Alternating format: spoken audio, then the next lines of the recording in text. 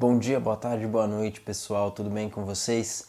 Na nossa última aula, a gente parou ela ali na metade, enquanto a gente estava conversando sobre a ascensão do nazismo lá na Alemanha, né? Então, na aula de hoje, a gente dá prosseguimento nessa aula e a gente vai terminar a nossa conversa sobre o nazismo. Beleza, pessoal? Boa aula para vocês. Até mais! E aí, nesse momento de uma grande crise econômica, os extremos crescem. Né? Lembra daquela frase que eu falei na última aula, da era dos extremos. Numa situação em que a economia não está dando certo, a esquerda vai dizer o quê? Que isso é culpa do sistema capitalista. A culpa para essa crise é do sistema capitalista, portanto seria necessário fazer uma revolução. Enquanto que a extrema-direita vai dizer que a culpa são de outras coisas. E é nisso que a gente vai ver, né, quais são os argumentos do partido nazista. Em primeiro lugar, quem que os nazistas culpavam por toda essa crise econômica? A República. A República de Weimar. Por quê? Porque essa república assinou aquele Tratado de Versalhes, que impunha todas aquelas dificuldades para a economia alemã. Em segundo lugar, os nazistas culpavam também os marxistas, os comunistas, os bolcheviques. Porque, segundo eles, tudo isso era parte daquele plano dos bolcheviques para tomar o poder mundial.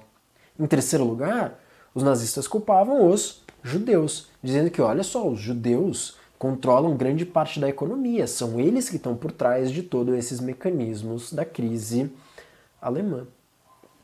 No fim das contas, o que os nazistas estavam fazendo é criar aquilo que a gente chama, né, de bodes expiatórios.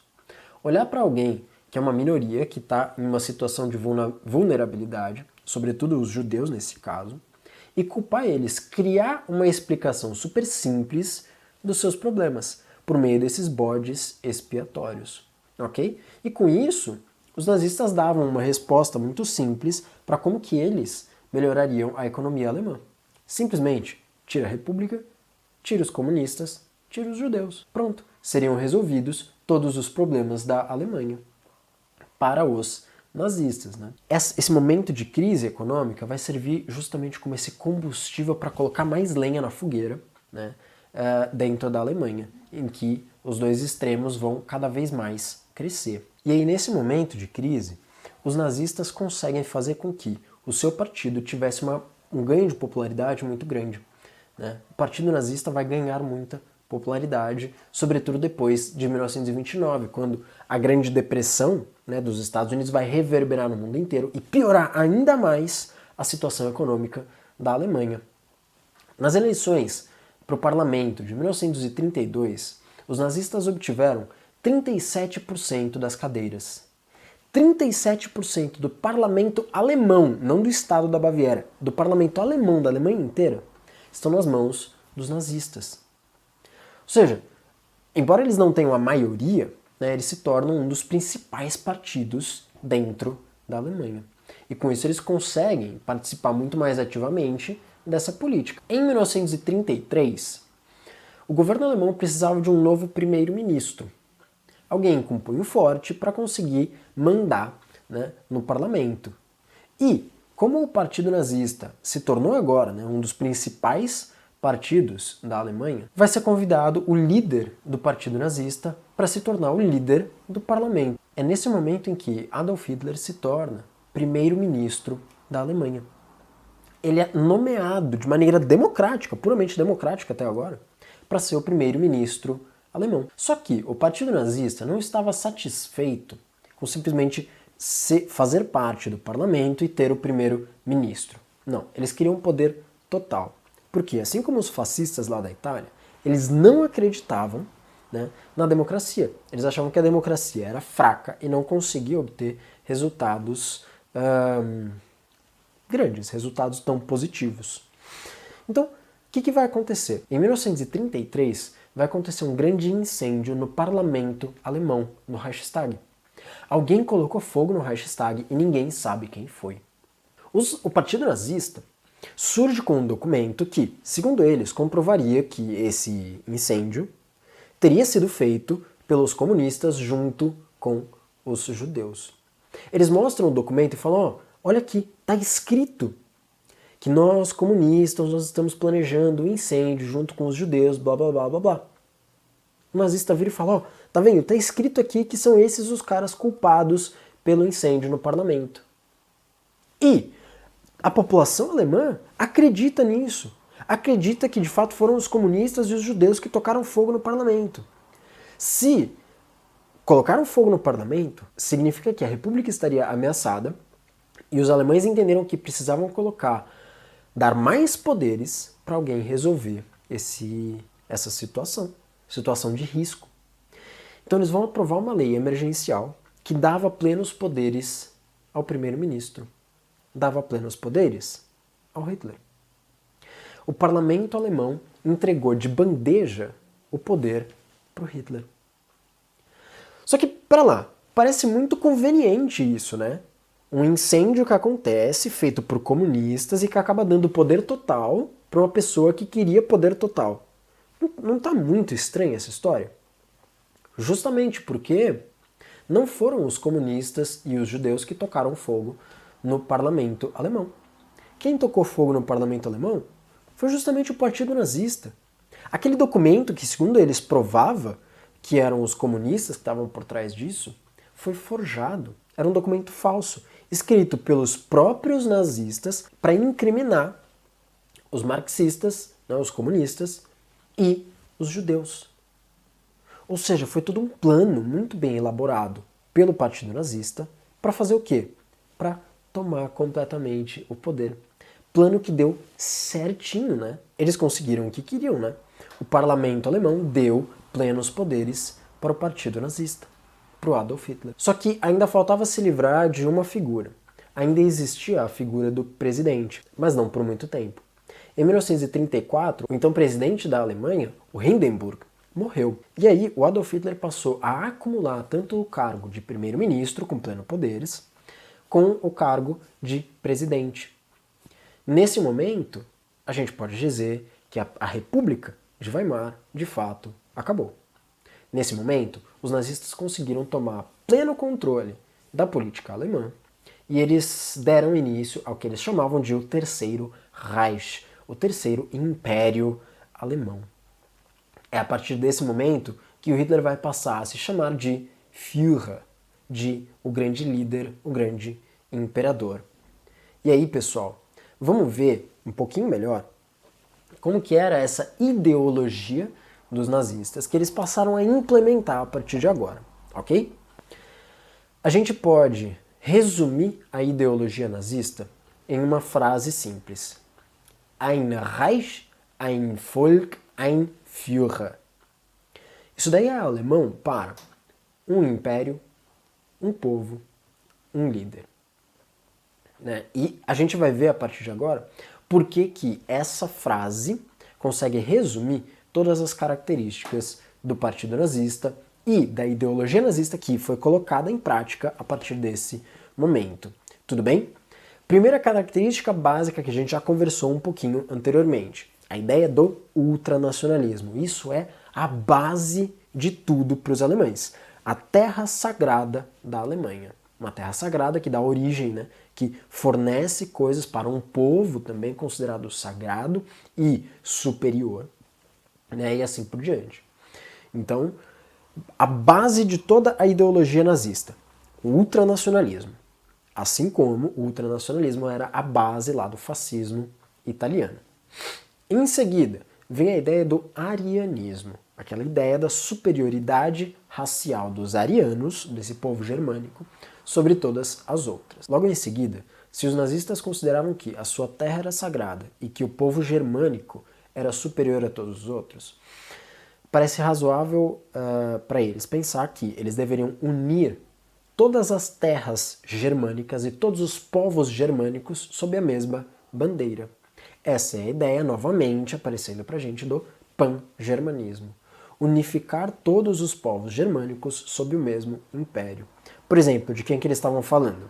Estavam falando dos austríacos, que também é um povo germânico em terras germânicas. Só estavam em um estado separado. E aí, para os nazistas, né? Tendo uma nação sagrada, um povo superior a todos os outros, se eles conseguissem unir todas as terras germânicas, a Alemanha não seria parada. Ela se tornaria o maior império do mundo. Ela continuaria crescendo de maneira exponencial, dominando cada vez mais terras. E essa ideia para eles é fundamental, de dominar cada vez mais terras, sobretudo aquilo que eles chamavam de Lebensraum. O Lebensraum é a ideia do espaço vital. Para os nazistas, para que a Alemanha tivesse o seu pleno desenvolvimento, era necessário obter também muitas terras, terras que forneceriam os recursos para esse crescimento alemão. Esse é o Lebensraum, o espaço vital para o crescimento cada vez maior da Alemanha. E o que faria parte desse Lebensraum? De maneira geral, toda a Europa Central, estamos falando aí basicamente da França, e as planícies russas, ou seja, tudo que está a leste da Rússia. E para que a Alemanha conseguisse chegar nesse patamar, conseguindo conquistar outras terras, conseguindo conquistar tudo mais, seria necessário tirar outras travas internas de dentro da própria Alemanha. Primeira das travas, o liberalismo. A ideia liberal de individualidade das pessoas. Não existe esse negócio de individualidade. Todo mundo tem que trabalhar para o mesmo fim, para o engrandecimento da nação. Essa nação também não deve ser regida pelaquela proposta liberal da democracia, porque na cabeça dos nazistas, essa democracia não funciona. O que funciona é a ditadura, é o autoritarismo, é uma pessoa concentrando o poder e mandando em todas as outras. Também seria necessário extirpar o comunismo de dentro da Alemanha. Tirar todo mundo que fala daquela luta de classes, que fala da divisão de classes entre as pessoas. Tira todo mundo que fala disso para que os alemães considerem que eles são um povo unitário, um só povo, ein Volk, e que tem um fim comum, para que todo mundo trabalhe dentro da mesma finalidade. E quem que vai conseguir promover tudo isso? Ora, o grande líder. Uma pessoa preparada para fazer tudo isso. E quem seria esse grande líder? Obviamente, o Adolf Hitler. Na cabeça dos nazistas, somente o Adolf Hitler era preparado para conseguir levar a Alemanha para esse grande fim, para esse grande crescimento. Tudo bem, pessoal? Então, tendo dissecado melhor todas essas ideologias do nazismo, a gente consegue entender um pouco melhor por que aquela frase, ein Volk, ein Reich, ein Führer, resumem essas ideologias. Ein Reich, um único império alemão juntando todos os alemães com uma coisa única. Ein Volk, somente um povo germânico que vai dominar todos os outros. Toda a população como uma única coisa, seguindo o mesmo fim. E ein Führer, um grande líder que seria o grande homem preparado para levar a Alemanha para esse grande fim. Tudo bem, pessoal? Bom, então a partir de 1933, quando Hitler começa a acumular todos aqueles poderes dentro do Estado alemão, eles vão começar a implementar toda essa ideologia deles dentro do Estado alemão. Como que foi esse governo nazista, Em primeiro lugar, os nazistas tentaram diminuir toda a estrutura democrática que existia dentro da Alemanha. Um dos fundamentos dessa estrutura democrática é o pluripartidarismo, a pluralidade de vozes dentro da política. Então os nazistas vão começar a acabar com isso, determinando o unipartidarismo. Somente um partido passa a ser permitido para funcionar. E qual é esse partido? Obviamente o Partido Nazista. Só o Partido Nazista pode funcionar dentro da Alemanha a partir de 1933. Então essa proibição da existência de outros partidos, obviamente vai favorecer a concentração de poderes nas mãos do Partido Nazista. O Partido Nazista vai começar a dominar todos os lugares onde o Estado alemão está presente. O partido vai se tornar o Estado. O partido vai começar a mandar na política estatal. E como que o Partido Nazista vai lidar com a economia alemã? Em primeiro lugar, o Partido Nazista não vai criar uma grande revolução econômica. Em primeiro lugar, eles vão manter a estrutura econômica capitalista, ok? só vão promover algumas mudanças nessa economia. O Estado vai passar a intervir fortemente na economia. De que maneira? Regulando e fornecendo dinheiro para o funcionamento dessa economia, ok? Mas isso não quer dizer que os nazistas acabaram, por exemplo, com a iniciativa privada dentro da Alemanha nazista. A iniciativa privada continuou existindo. Isso significa que a base da estrutura econômica capitalista foi mantida dentro da Alemanha nazista. Inclusive, grandes marcas, grandes empresas, lucraram com todas as medidas nazistas dentro dessa Alemanha. Algumas dessas marcas são, por exemplo, a ThyssenKrupp, a BMW, a Volkswagen e a Nestlé. Todas essas marcas se beneficiaram da estrutura econômica nazista e tiraram grandes lucros, grandes proveitos de toda essa estrutura. Tudo bem? Para criar essa grande Alemanha, essa Alemanha grandiosa e sempre crescente, os nazistas entendiam que era necessário limpar todos os membros sujos dessa sociedade. Então, de quem que eles estão falando aí? Lembra? Dos comunistas, de todo mundo da esquerda, dos deficientes, dos judeus, homossexuais, negros, ciganos, enfim, todo mundo que não cabe dentro daquela ideia do ariano, do germânico puro. Tudo bem? Isso é chamada de política eugenista, política de seleção artificial da sociedade para, na cabeça dos nazistas, deixar somente os mais adeptos, os mais fortes. Tudo bem? A polícia secreta alemã, a Gestapo, fez todo esse trabalho de identificar quem deveria ser perseguido e também identificou os inimigos políticos dentro da Alemanha. Se você tem um sistema unipartidário, significa que não pode existir outros partidos, certo? Então membros de outros partidos vão começar a ser caçados, etc. e tal. Mas, dentro do governo nazista, também não foi permitido divergências internas no partido nazista. A única opinião que poderia existir dentro do partido nazista era a opinião do líder, a opinião do Adolf Hitler. Qualquer coisa que saía fora dessa opinião, que divergisse, mesmo que nas minúcias, deveria ser caçada. Houveram perseguições mesmo dentro do partido nazista. E todas essas pessoas, tanto os perseguidos políticos, quanto aqueles da seleção artificial, da eugenia, os judeus, deficientes, etc. e tal, eram de maneira geral levadas para os campos de concentração, onde eles tinham o trabalho deles explorado como um trabalho escravo.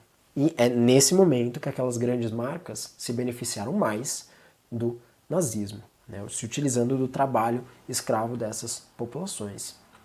Mas pensa comigo, galera, a gente sempre fica pensando, como é que essa pessoa, como é que toda essa estrutura de poder conseguiu ser montada ali na Alemanha? Como é que ele conseguiu convencer todo mundo de que isso era bom? Em primeiro lugar, com a utilização intensa da propaganda. Todo o Estado da Alemanha nazista criou um aparato para criar propagandas muito boas para convencer a população. O Estado alemão se utilizou muito dos meios de comunicação em massa, do cinema, do rádio, de pôsteres, tudo isso para promover a propaganda e propagar, distribuir por aí toda a ideologia nazista, para convencer as pessoas de que aquilo seria bom. Tudo bem, pessoal? Então, com isso a gente fecha aqui aquilo que a gente precisava estudar sobre a Alemanha nazista. Tudo bem, galera? Qualquer dúvida, qualquer dificuldade, deixa aqui nos comentários. Fiquem atentos ao post para ver a lição de casa de vocês. Eu vou postar junto aquele plano, roteiro da aula. Então é isso aí, pessoal. Até a próxima aula. Tchau! Já estava esquecendo de dar a dica cultural para vocês. A dica cultural de hoje é um filme que tem na Netflix. É o filme do Indiana Jones e os Caçadores da Arca Perdida. É um filme que se passa ali na década de 40, com toda a briga entre os americanos e os nazistas, coisa que a gente vai estudar nas nossas próximas aulas. E é um filme super divertido para você ver aí na Netflix e distrair um pouquinho a sua cabeça. Agora sim, tchau, galera!